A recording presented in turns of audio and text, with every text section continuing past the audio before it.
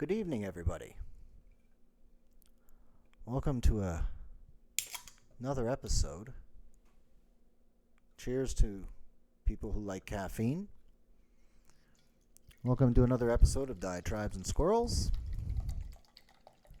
I'm your host, an overcaffeinated middle-aged lunatic.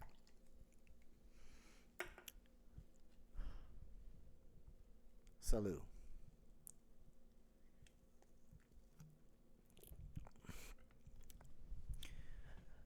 Just getting home.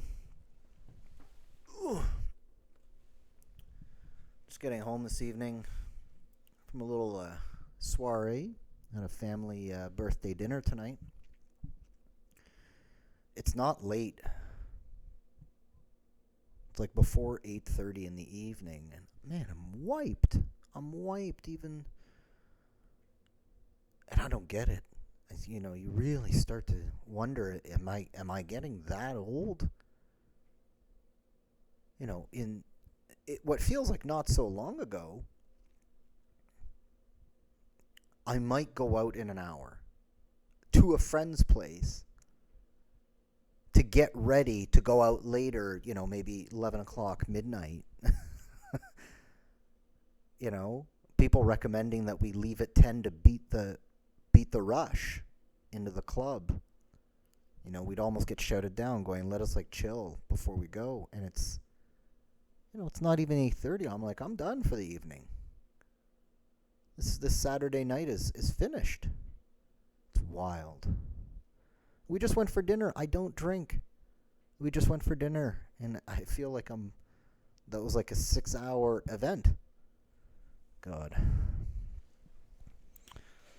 10 years, I'm going to be taking the early bird special at Denny's and going to bed at 5 p.m.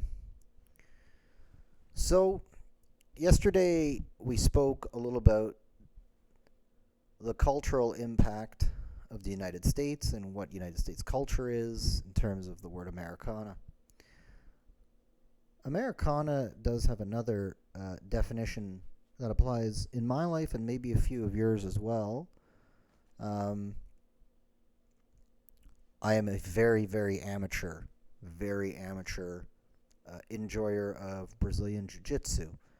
I've been doing it for a few years, and there was actually a move in Brazilian Jiu-Jitsu. It's a shoulder lock called the Americana. Now, I have a very good friend in Jiu-Jitsu, top-level athlete, much more experienced in martial arts than I am in several different aspects of it. A super nice guy, an excellent teacher, great training partner. But the running joke is that during the pandemic, when we were having some restrictions, we were still allowed to train, but with some restrictions, he would always be my training partner because we were trying not to circulate with too many people in case somebody got sick, right? So he would train with me, and the running joke is that he would always try to pull this one particular lock called the Americana on me. And, he got it a couple times because, like I said, he's extremely talented and well-trained and well-practiced. But after a while, you start to get used to it. You start to know what to look out for. And he had to start thinking of really devious ways to set it up. Brazilian Jiu-Jitsu is very much a game of, mentally it's a game of chess, move and counter move. And, adapting to the strategic scenario you're in. Because it's never, you got to have a plan A, and then you got to have a plan B and a C and a D, because it's a fluid game. Positions change. You can't always do the same thing because your opponent's going to react differently to whatever the scenario you're in. And so my training partner became very devious at setting up these traps. And now, like I said, I'm a very amateur practitioner. So for me, I'm not here to, I know I'm not going to make him submit. I'm not going to beat him on points. I have to live, and I'm okay with it, I have to live with moral victories in these contests. And the moral victory that I've learned to live with this, with my good friend here, is to not submit to an Americana. If I can survive 6 minutes and simply stay out of Americana, in my mind, I claim moral victory. And he claims moral defeat. He gets frustrated when he can't get that Americana for 6 minutes. And that makes me feel good. He's tried Americana so many different ways, and I'm talking from really bizarre positions that I kind of suggested maybe he start his own offshoot of jiu-jitsu, just called Americana Jiu-Jitsu. He could wear a gi that could be based on yesterday's episode, and one of the things that, is part of Americana is the American flag. Obviously, Americans tend to put their flag on everything. He could have a gi that was decked out as the American flag, and he could consider every one of his students teaching them feints and strategies to set up only the Americana, which would ultimately be the only acceptable finishing move for any scenario. So that's another version of the Americana that exists. It's a frustrating shoulder lock. Wrist on the floor, elbow up and slightly to the back, and makes it feel like your shoulder is separating out of your arm. It can be set up in different ways. It doesn't necessarily have to be on the floor, and trust me, he's tried a few different ways that are not the typical setup. But yeah, a little Americana for you. Speaking more about martial, I've always, there was a long period where I didn't train in martial arts, and I regret it deeply. I did martial arts in my formative years, and was very involved in it, going to training 4 nights a week, and that was super helpful for me. I always credit martial arts with the reason that I got into university. I don't think I had the work ethic naturally to succeed in high school as much as I did. I think a big part of my success certainly wasn't my intelligence, as we've discovered on the first 4 episodes of this podcast, but it was much more a function of the work ethic I got and the understanding of work. If there's any parents watching this, when I got into martial arts, I was maybe 9 or 10 years old, and I was not forced, but I remember I was a kid that wanted to sit at home, play Mario Brothers, and watch TV and cartoons all day.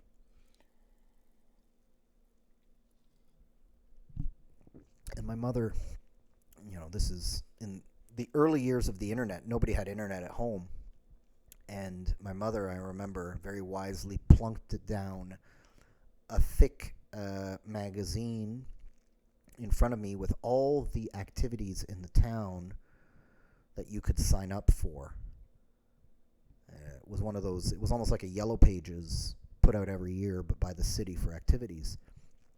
And, I had tried t-ball, I had tried soccer, and I'm not a particularly gifted athlete. I'm not particularly coordinated. I have no gift in throwing or catching.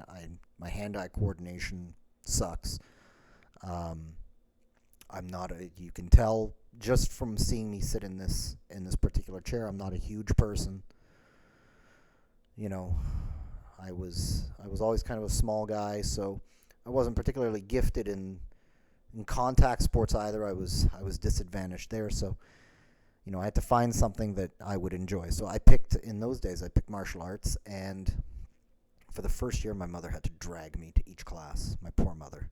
Thursday afternoons and Saturday mornings, she had to drag me. I did not want to go. I would fight to go. And so after a year, the threat was basically, if you don't go, we'll just turn off the cable and we'll hide your Nintendo, which worked. And then after a year, I said, okay, I did my year. I did my duty to king and country. I don't want to do it anymore. Now, here's a really interesting part. 6 months I didn't do it. But the seed had been planted. I had been bitten by the bug, and I begged to go back after 6 months. And then I stayed in it for another 8, 9 years until basically I went to university. I stuck with it. And such a formative part of my youth for me. It was made really good friends. So, one friend in particular that I still have from those days that I met in martial arts. When I moved for university, I left that art because there was no particular school for it where I moved to. Um, this is not the case for a lot of the martial arts now. Basically, you can move from city to city, especially with the more popular stuff like MMA and BJJ and judo. Some of the forms of karate. I mean, you can go pretty much city to city. You'll find a dojo or a gym that teaches it that you can transfer to. But when I did it, I was in a much more niche style, and there weren't many schools in Canada for it, and where I moved to, there was none, so I stopped. But it was that bit the bug. That's why I started, working out. It's what led me to have physical fitness as being a big part of my life. And then I stopped, but I kept the physical fitness going, but I stopped doing martial arts. Big regret of mine. I stopped for 15 years and got back into it with Brazilian Jiu-Jitsu and love Brazilian Jiu-Jitsu. I love the chess. I'm not good at it. I love the game, and I love the people I train with, which is super important. When I got into martial arts, that was I'm not that old. It was still the 90s. It was the early 90s. But I remember, by the mid 90s, we were watching those early UFC matches. This is before Dana White took over the UFC. Watching those early UFC matches, I still remember this day getting together with a bunch of martial arts buddies and watching the Ken Shamrock Royce Gracie fight. The famous fight that was 30-minute rounds? Or 15? God, I can't remember. It was either 15 minutes or 30 minutes with a bonus round because they ended up because Ken Shamrock was a wrestler, a true wrestler. He eventually moved over to the Hollywood wrestling, but he was a true wrestler. And Royce Gracie, of course, a very famous out of the Gracie clan, a top-level Brazilian jiu-jitsu artist. And wrestlers are no slouches when it comes to ground fighting, obviously. So they ended up in the same lock, and that was considered one of the, I guess, on a popularity scale, biggest, most disappointing fights the UFC had, probably the most disappointing fight the UFC had ever broadcast to that point. And then, I didn't really watch another UFC. It was so boring to watch. Again, I was maybe 13 years old when that fight aired. I'd have to check when it aired, but I wasn't. I was an early teenager, and we didn't really hear about UFC much after that. You'd see the commercials for some pay-per-views, but nobody rushed out to hang out together to buy the pay-per-view.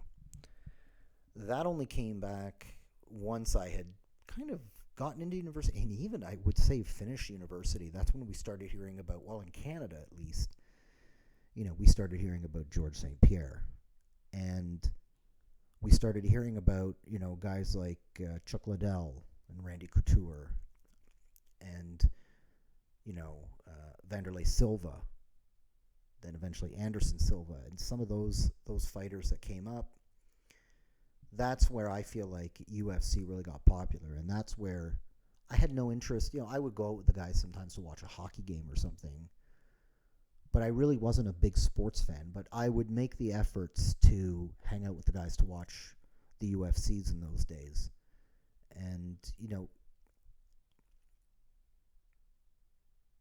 I found that the martial arts world, or at least the world's view on martial arts, perhaps changed. I mean, there's still a fairly significant group of people that perhaps stick with the more traditional stuff, the karate, the taekwondo. Well, taekwondo is not that old as a martial art, actually. and the judo and the traditional Japanese jiu-jitsu.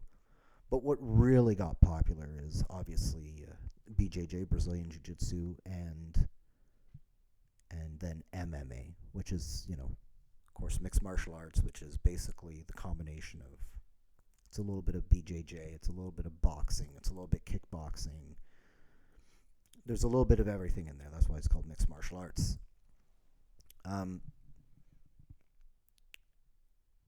When I started watching the UFC, it was pretty much hardcore martial arts fans that were watching it. When I kind of got out of it, which I mentioned in a previous episode, I don't really follow UFC anymore.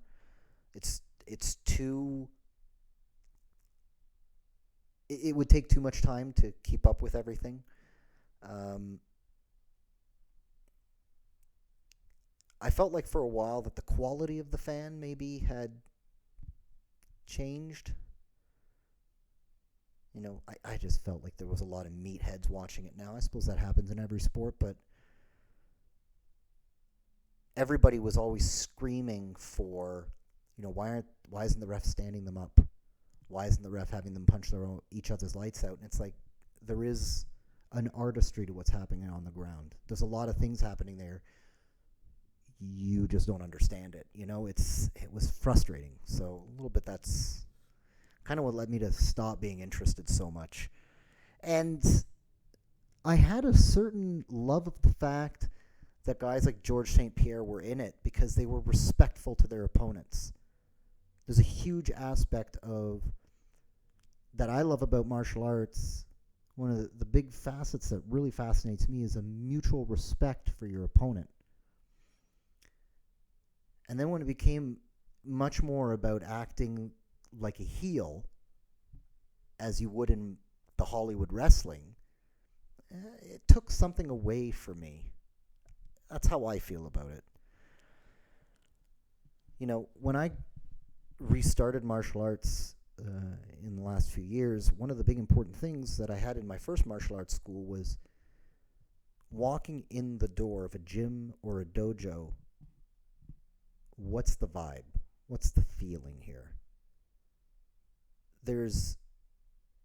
I think there would have been some, certainly maybe on the MMA side, where it would be a lot of younger guys, early 20s, and that's not me anymore. As much as I'd like to think I am, not going to happen. The hair on my head, or lack thereof, should be a general indication of that. But I had a feeling that I would just be going in there and I'd just be getting hurt. I'm not a huge guy, and I'm old by comparison, so I was just going to get in there and probably get hurt. I wanted a more familial vibe, like a more family-oriented vibe, where people are there to enjoy the art, to learn, but to be respectful to each other, to understand that, if I rip your shoulder out, that's going to screw up your next 3 months of life or 6 months of life, however long the recovery is, So that's what I got when I got to my school, and which is a Gracie Barra school of Brazilian Jiu-Jitsu, and I love it. I love my professor. A family guy. The whole family trains. The whole family's involved with the school, and that makes it a welcoming environment for everybody. We're not there to rip each other's heads off. You want to train a little bit spicy, you want to put a little mustard on it, we're always happy to do that, but it's done within a certain amount of respectful reason.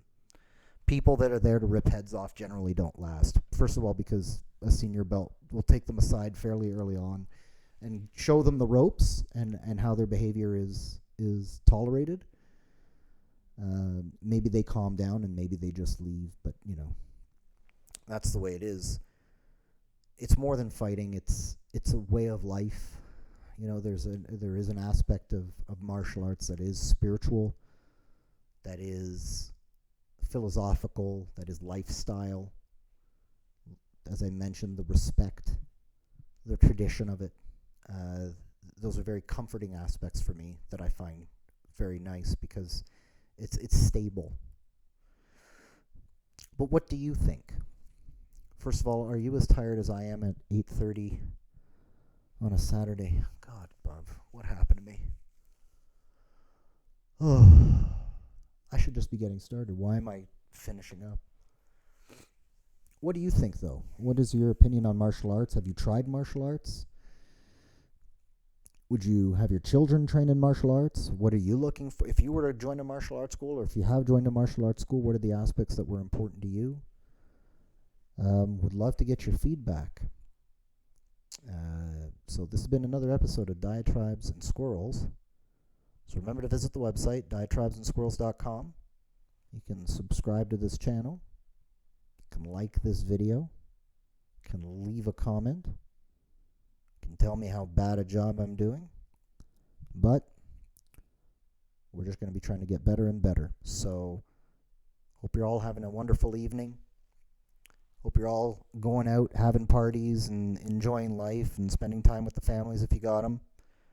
I think I'm going to go to bed. Good night.